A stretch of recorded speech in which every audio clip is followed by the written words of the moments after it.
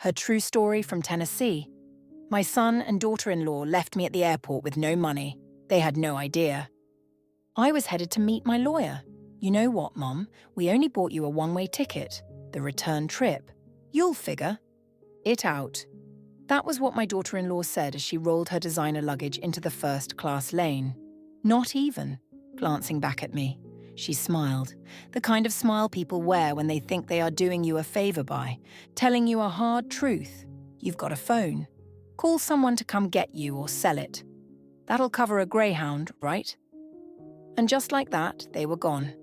Gone through the security checkpoint, gone into the tunnel of airport gates and vacation selfies, gone with every ounce of dignity I still had, left in their eyes. I stood there alone in the middle of Nashville International Airport, holding my purse tight against my chest.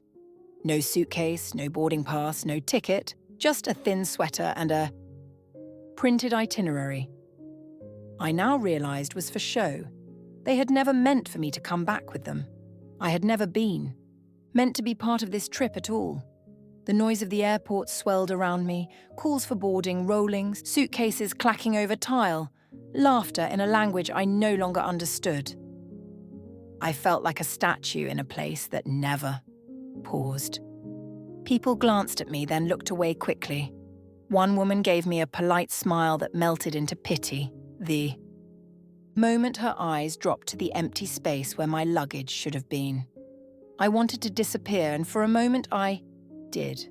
Just hours earlier, I had woken up believing I was part of something, a family trip. They had called it a healing getaway after the funeral. My husband, God rest him, had passed just 2 months ago. 42 years married. We buried him on a rainy Monday. They said I should get out of the house, get some air, and stop crying all the time. They said this trip would be good for me, so I went. I sold the last set of pearls he gave me, used the money to help with the flights. It's a group effort, they told me, smiling. Everyone's pitching in, but I never saw a receipt. I never saw the return booking, and I never questioned it because I was taught to trust family, even when they stopped treating you like one. At check-in, I noticed Tanya's mother had a priority tag on her bag. He had a first-class ticket, so did Tanya and my son Mark. I assumed we'd all be sitting apart for boarding convenience. Tanya said they would come back and check on me after takeoff. But that was before they scanned my ticket and told me it had already been voided. Sorry, Mom. It shows here that there's no return trip under your name, the attendant said, eyebrows furrowed with that mixture of politeness and dread people use when they do not want to deal. With tears, had smiled at her. There must be some mistake, but when I turned around, they were already walking away. I followed them to the security line, still holding my little folder of travel documents. And that was when Tanya turned, sighed, and said the words that I now believe had been rehearsed. You. Know what, Mom? We only bought you a one-way ticket. The return trip. You'll figure it out. She said it like she was, telling me what the weather would be tomorrow, and when she added the part about the phone, sell it if you need bus. Money. Mark didn't correct her. He didn't even look me in the eye. He just adjusted his sunglasses and kept walking. They left me there like an old receipt, used, discarded, unneeded. I stood there long after they disappeared through security, too stunned to move, too proud to sit. I didn't cry. Not yet. I just breathed one shallow breath at a time.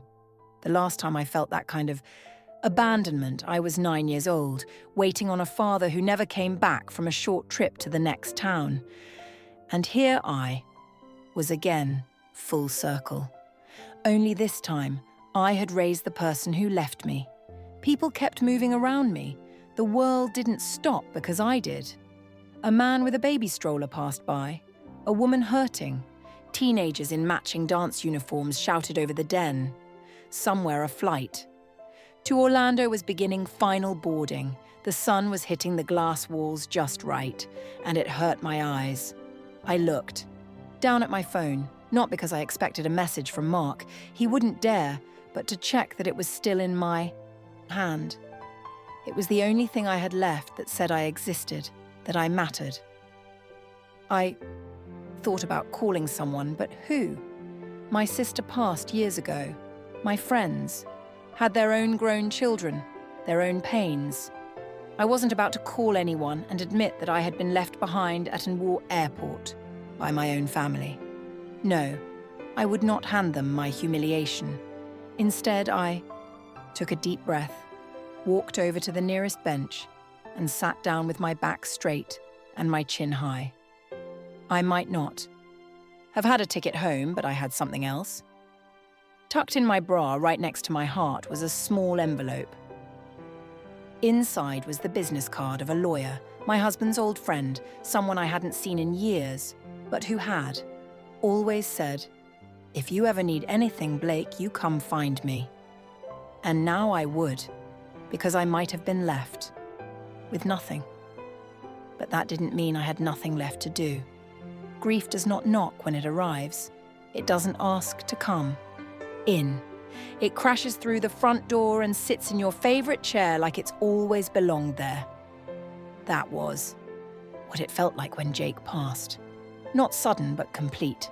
One moment he was there, humming off key in the kitchen, asking where I'd hidden the cinnamon, and the next he was slumped in the hallway, the mug of coffee still warm in his hand.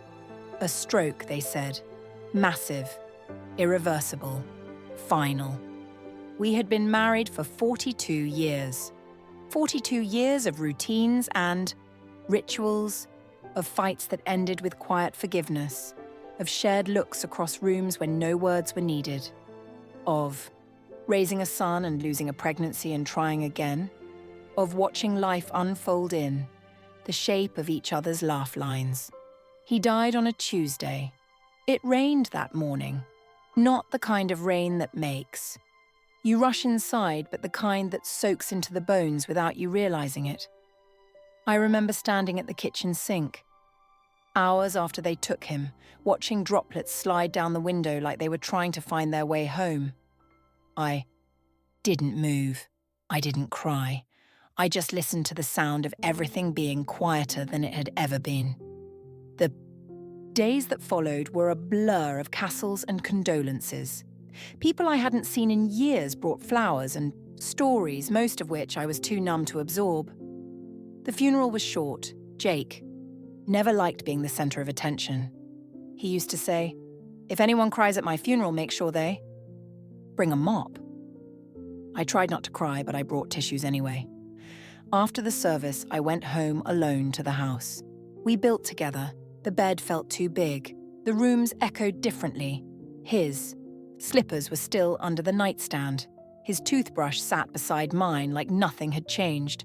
As if grief wasn't a thief, but just a shadow, polite enough to knock before stealing everything that mattered. The weeks crawled by. Some days I didn't leave the house. I'd sit in the chair he loved most and try to remember the exact way. He laughed when something was really funny, that belly-deep chuckle that made his shoulders bounce. I tried to remember how he looked at me when I came into a room. I tried to remember who I was before I became the widow. And then, one morning Mark came by. He hugged me light and distracted and said, "Mum, I was talking to Tanya, and we think it'd be good for you to get away for a bit." "Away?" I repeated. "Yeah, just a short trip," he said, "to clear your head. We're thinking of taking the kids down to Florida for spring break. You should. Come. It could be nice." Tanya nodded beside him. All practiced sympathy. Just to breathe a little. Change of scenery. Don't you think Jake would want that for you? It felt like someone opened a window. I hadn't been out of Tennessee in over 5 years. The thought of sand between my toes, of sun on my shoulders, of not waking up to silence. It stirred something I thought was long gone. "Are you sure?" I asked. "Of course," Tanya smiled. "Your family?" "Family." I clung to that word like a life raft. Later, that week I opened my jewelry box, the one I hadn't touched since the funeral. Nestled in the corner was the gold, Wedding band Jake had given me on our 10th anniversary. It wasn't expensive, but it was real gold. He'd saved for months and surprised me on a Tuesday morning, sliding it onto my finger with a whisper. 10 more years, then 10 more. After that, I wore it every day until the day he died. Now I held it in my hand, felt its weight, its warmth, and then I let it go. I walked to the smaller pawn shop down the street and sold it. The man behind the counter looked surprised. "You sure, Mom?" "I'm sure," I said, even as my throat tightened. I used the money to pitch in for the trip, when Tanya had mentioned everyone. Contributing, I assumed that included me, so I offered without being asked. It felt good to still be needed, to be included, to be more than just a photo in a frame. That night, I cried alone in my room. Not just for Jake, but because for the first time in weeks, I felt something close to hope. I packed my bag carefully. I placed a small framed photo of Jake in the pocket of my carry-on. I chose my softest sweater, the one he always said made me look classy as hell. I folded a beach towel I hadn't used in years and tucked a paperback I'd been meaning to read for months into the front pocket. And before I zipped it all shut, I placed a folded tissue in the top flap just in case. I didn't know that by the time I reached the airport, all of it, the bag, the towel, the hope, would be gone. That the woman I had been, while packing, would not be the same woman left standing alone at gate B22. That I had not been invited out of love or grief or even pity. I had been included for convenience, for what I could give, not who I was. I see that now. But back then, in those days between the funeral and the flight, I believed in the story they told me, that I was still part of the family, that I was still wanted. I was wrong. There is a particular kind of silence that falls when you realize you are not part of the plan. Not forgotten, because forgetting implies accident. No, this is different. This is the realization that someone looked at you, considered you, and still decided you were disposable. It happened at the airline counter. "Mom, I'm sorry," the agent said, politely tapping at her keyboard. "There's no return flight booked under your name." I blinked. "I'm with my son's family in Monroe. The reservation should be under Monroe." She checked again, this time with a deeper frown. "I do see a Monroe group, but the return tickets are only for 6 passengers." "You're not listed." She looked up at me with that rehearsed empathy they must practice in training. The kind that says, "I'm so sorry your life just cracked open, but I still have a line behind you." I felt my breath catch in my throat. "There has to be a mistake. We can check if there's a return flight available," she offered, "but it would need to be purchased separately." I didn't respond. I turned, slowly, scanning the bustling terminal, and spotted Mark and Tanya near a coffee stand, laughing about something on her phone. I walked over, still holding my printed itinerary, the edges now damp, from the sweat on my palms. "Mark," I said gently, "the agent says I don't have a return ticket. Can you check yours?" He glanced up, eyes darting, a flicker of discomfort flashing across his face before it was replaced by a half-hearted smile. "Oh, right. Yeah," he said, scratching the back of his neck. "We figured you might want to stay a little longer, enjoy some peace and quiet." My heart paused. "What?" Tanya chimed in. "No pretense. We only bought. You are one way, Blake. Flights are expensive, and let's be honest, you've got plenty of time. You're retired, right?" I thought this was a round trip," I said, voice thin, almost childlike. Tanya shrugged, sipping her coffee. "You're an adult. You can figure it out. You've got your phone, there's Wi-Fi, or call someone to help. This is a vacation, not a charity drive." I looked at my son, Mark. He didn't meet my eyes. "It just made more sense this way, Mom. We thought it'd be good for you to stay a few extra days. Maybe even see some friends." I didn't pack for more days. Well, Tanya said, now checking her. Nails. There are stores. I couldn't speak. I just stood there clutching that worthless itinerary like a shield. I realized then that I didn't have my suitcase. They had checked their bags, together at the curbside drop-off. Tanya had waved off my small carry-on and told me, "Let us handle it, Blake, just relax." It was probably still in the trunk. They hadn't just left me without a return flight. They had taken my luggage too. "Where's my bag?" I finally asked. Mark looked at Tanya. She looked back at him.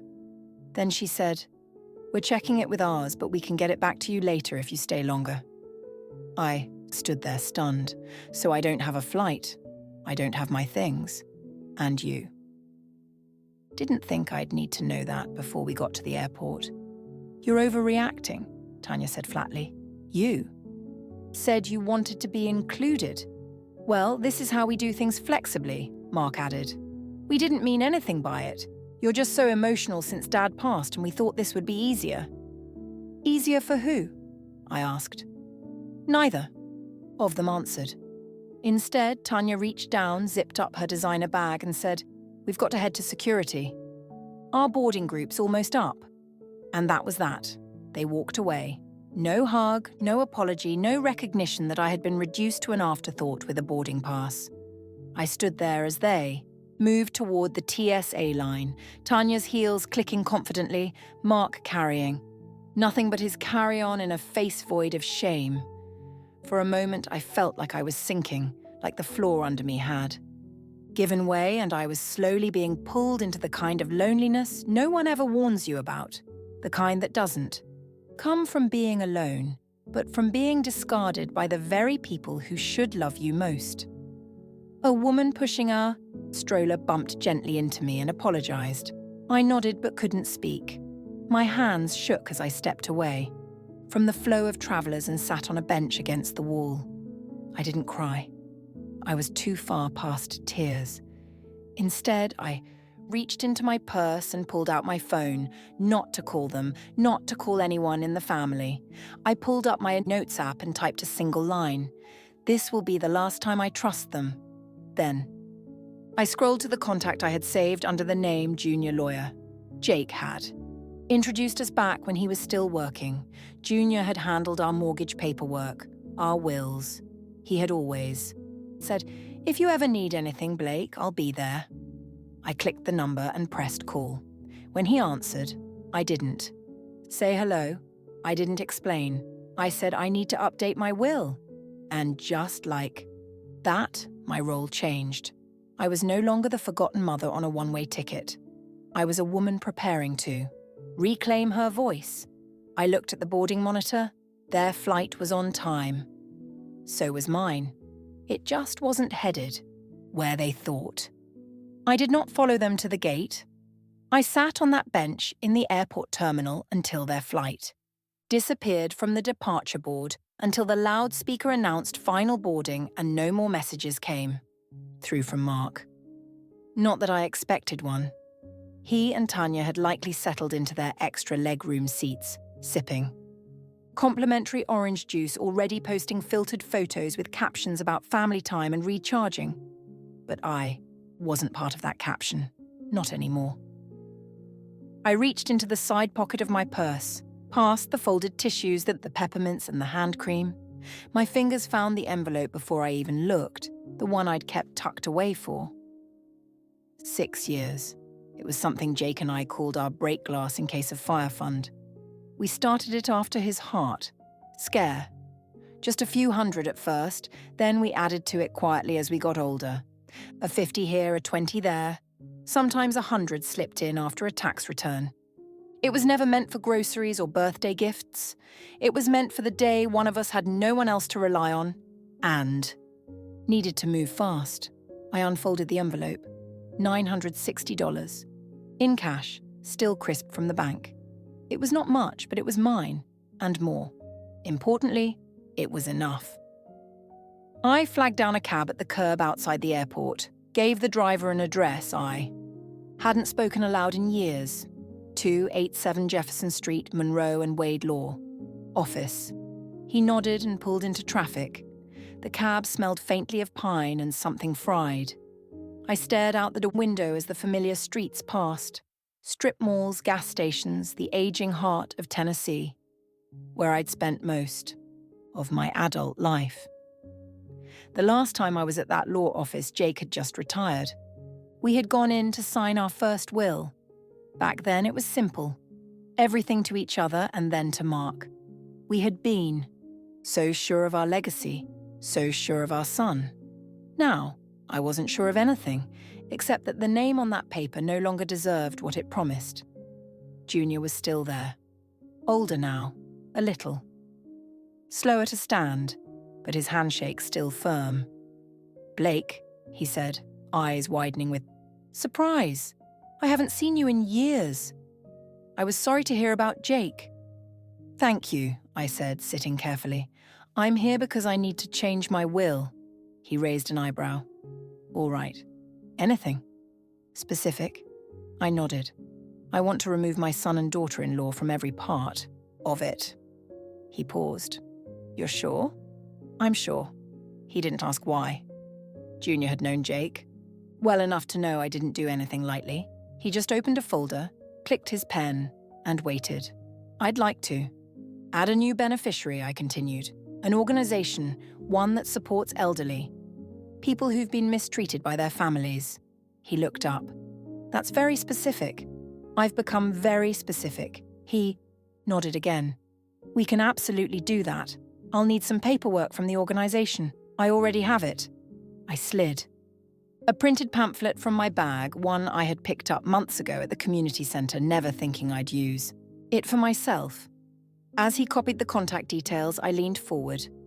"And while we're at it, I want to make sure that what happened to me being left behind, taken advantage of, is something I can legally respond to, not just emotionally." "You mean financial exploitation?" he asked. "Yes, Elder." "Abuse," I said clearly.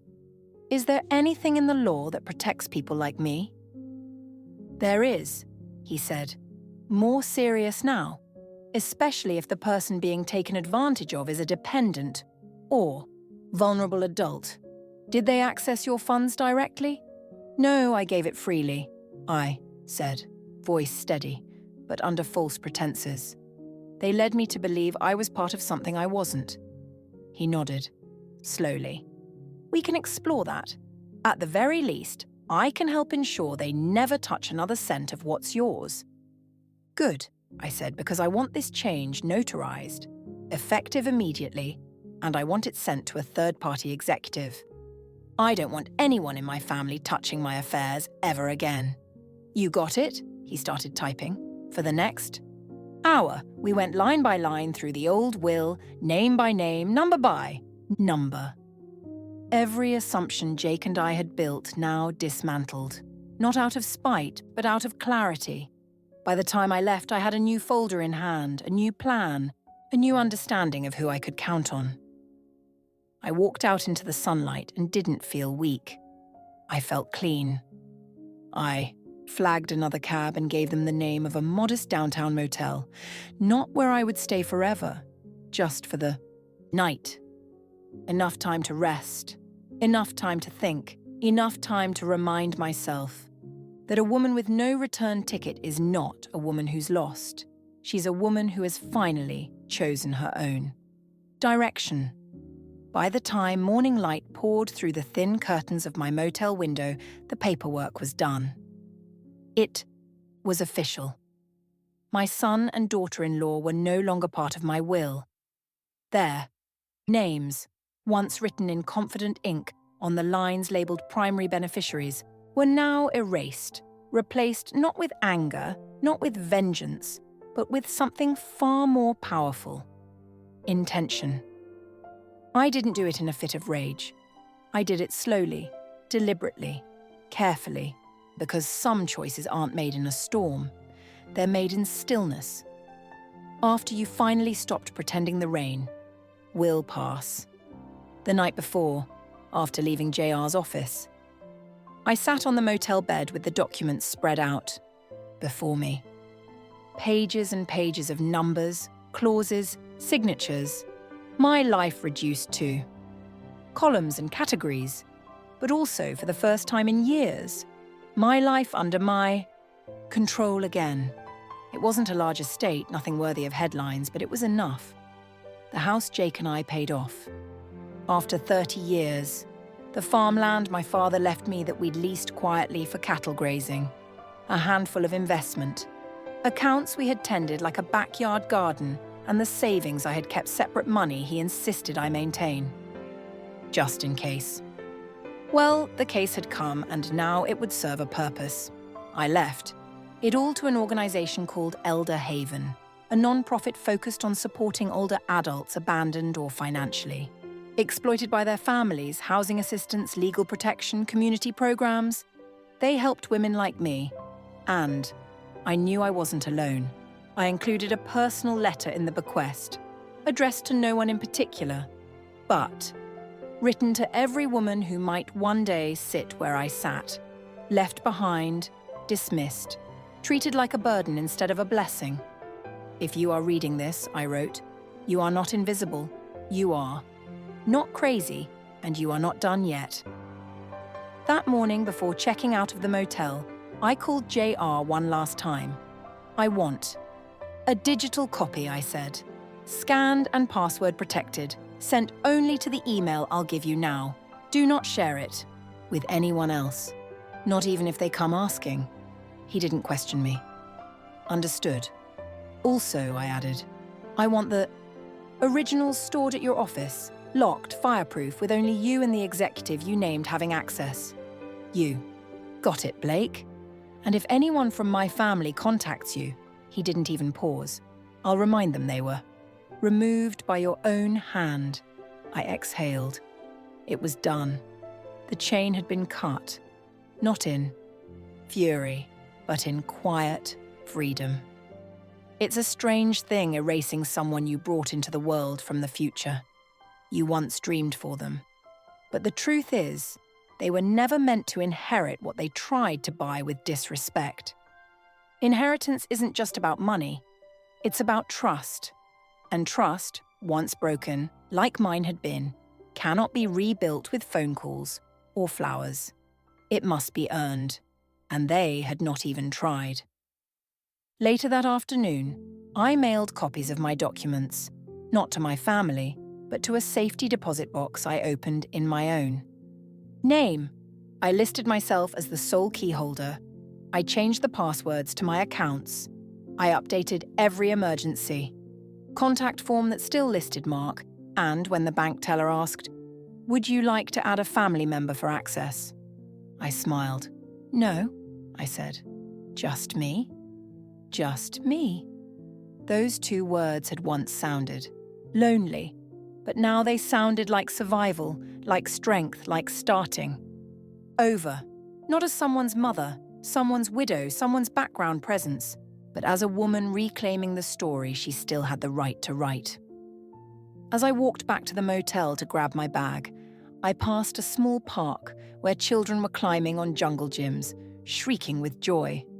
I sat on a bench for a moment, let the sun hit my face, and remembered something Jake used to say. Everything. You plant won't grow, but what does that's yours? That's your legacy. I had planted enough. Now it was time to grow something new. I went back one final time, not to make a scene, not to deliver speeches, not even to say goodbye, just to take what was mine. I scheduled the moving truck for a Tuesday morning midweek when I knew Mark and Tanya would both be at work.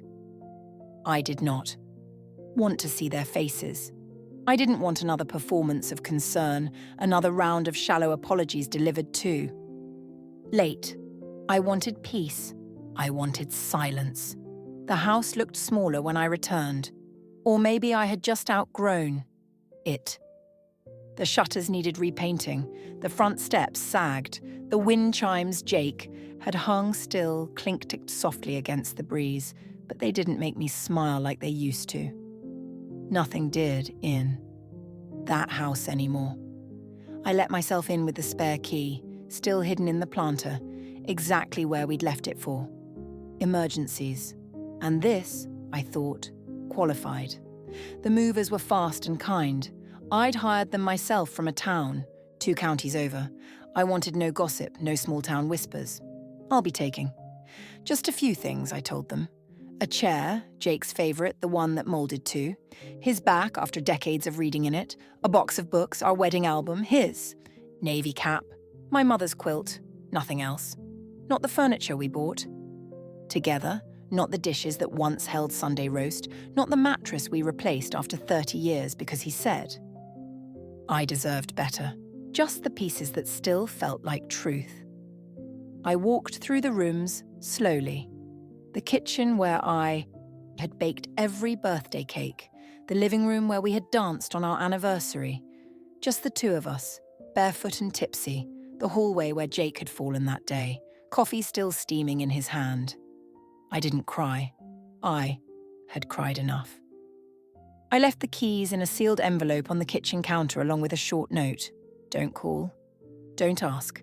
I am exactly where I want to be. And then I left. The ride to the new place took under 2 hours, but it felt like crossing into another life. The sign out front read Willow Grove, independent living for seniors with dignity. I had toured it once before quietly with Jake. He wanted to make. Sure, we had options, though I told him I'd never leave our home. Maybe one day, he said, grinning, if they have good pudding. Willow Grove had more than pudding. It had sunlight that poured. Through wide windows, hallways that smelled like lemon and not antiseptic, soft jazz playing in the common room, and people who looked up when you walked in, not through you, but at you. Welcome, Mrs. Monroe, the woman at the desk said, smiling. We've been expecting you. It was the first time in months I'd heard someone say my name. Like it mattered. I was shown to a corner unit with a view of the courtyard. My boxes were already there. My chair had been placed near the window. On the table was a welcome basket with jam, crackers, and a note. Handwritten by the director. Thank you for helping us make this place possible. Now it's yours too. Because what they didn't know, what Mark and Tanya would never know, was that Willow Grove had been funded in part by the very donation I made through Elder Haven. My estate was not just a transfer of assets. It was a quiet revolution. I had built myself a place in the world where I would never again be forgotten, where I was not a burden, not a relic, just Blake. In the days that followed, I settled in. I joined the afternoon book circle. I met a retired teacher named Helen who made me laugh so hard I spilled coffee down my blouse. I started attending a watercolour class on Thursdays. I even signed up to lead a workshop on letter writing, something I'd done with Jake every Sunday for years. The best part, at 5 p.m, someone always came knocking to say dinner's ready. Not because they wanted anything, just because they wanted me. There was a seat with my name on it, and for the first time in a long time, I sat down without hesitation. I wasn't in the way. I wasn't tolerated. I was welcomed. The house I left behind was no longer my home, because home isn't where you store things, it's where you are wanted. And I was finally home. It took 6 months. 6 months of silence, 6 months of peace, 6 months of morning coffee in the sunroom at Willow Grove, of learning how to sketch birds in watercolour, of hearing my own name, spoken with kindness and never followed by a sigh. 6 months of not looking back. And then it arrived, the day I had circled in red on my private calendar, the one pinned discreetly inside my arm-wire door. Notifications sent. That morning, JR emailed me with just one sentence. Letters had been delivered. As of 9 o'clock, I am. I didn't reply. I didn't need to. By 11 I am, the phone started ringing. Mark, 16 calls in one day. Watched them come in one by one. The name flashing on the screen of my cell. A name I had once loved so. Fiercely it nearly unmade me. A name that now only triggered stillness. Calm. I didn't answer. Not the first call, not the third, not the 12th, not the one at midnight. There was no message left, just rings and more rings like the frantic pacing of someone who had. Finally realized the door was locked and they were no longer welcome inside. By the next morning, the email came. Subject line, "I'm sorry, Mom, but at least let us keep the garden." I opened it. Not because I expected sincerity, but because I was curious. Curious how, he would phrase it. Curious if he'd even understand what had been lost from Mark, Monroe to Blake Monroe. Subject. "I'm sorry, Mom, but at least let us keep the garden." Mom, I don't know what to say. Tanya and I got the letter from the lawyer this morning, and I don't even know where to begin. We didn't think you'd actually go through with it. Look, maybe we were wrong. Maybe we didn't. Handle the airport thing right. Maybe we underestimated how hurt you were. Tanya says it wasn't meant to feel like abandonment. She just thought you'd prefer to stay a few extra days. I know that doesn't excuse anything but this. Mum, this is serious. You've removed us from everything. The house, the savings, the land. Even the joint account we used for the kids' school fees has been frozen. I'm not saying we didn't deserve something, but you're cutting us out completely after everything, after all the years. At least let us keep the land. Behind the house, the garden. You know, the kids helped plant it. You know, it means something. We're not perfect, but we're your family. Can we please talk? Just one call. Just 5 minutes. Mark, I read it once, then again, and then I closed the laptop and sat back, letting the words settle. We didn't think you'd actually go through with it. That sentence alone told me everything I needed to know. They thought I was, too. Old, too soft, too desperate to be included. They thought I would bark, but never bite, weep, but never walk away. They mistook kindness for weakness, and now they were shocked that the woman who once sewed buttons on their coats had the backbone to write them out of the story.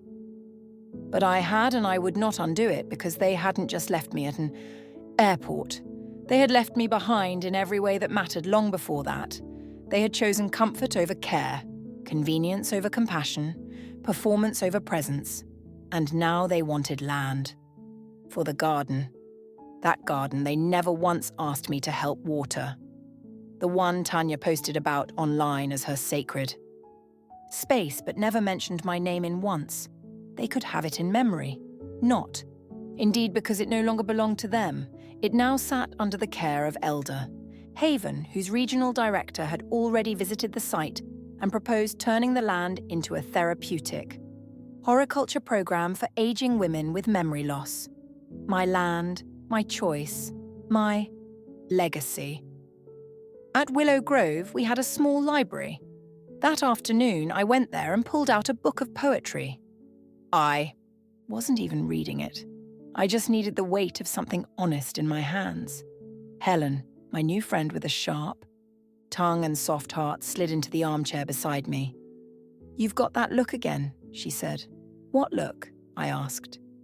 "The one people wear after they've just told the world who they really are." I smiled. "Maybe I have," she grinned. "Good. That world needed to hear it." I looked down.